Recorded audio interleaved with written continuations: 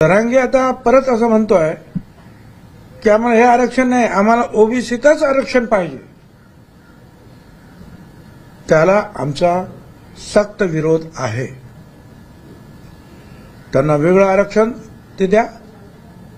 OBC मध्ये अगोदरच 54% समाज आहे, लोक आहेत, 374 जाती आहेत आणि त्याच्यामध्ये मराठासारखा बलदंड समाज जर येऊन बसला तर कुणालाच काही मिळणार नाही.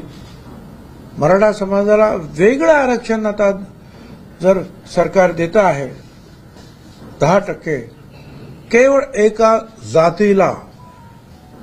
इथे तर आमच्या अनेक जातींना मिळून 17% आरक्षण आहे, 374 जातींना,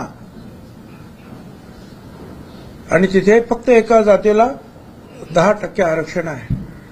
तर त्यांनी आता ओबीसीत येण्याचा प्रयत्न का करावा? त्याचबरोबर आमचं जे कुणबीकरण जे काही चाललेलं आहे राज्यामध्ये, त्याच्यामध्ये प्रचंड प्रमाणावर फेक सर्टिफिकेट दिले जात आहेत. त्याचे पुरावे सुद्धा आमच्याकडे आहेत. हे जे कुणबीकरण जे चाललेलं आहे याला आमचा सक्त विरोध आहे. हे थांबवलं पाहिजे. बरं, आता तुम्हाला मराठा समाजाला वेगळं आरक्षण दिलंय, मग कुणबी म्हणून कशाला पाहिजे तुम्हाला?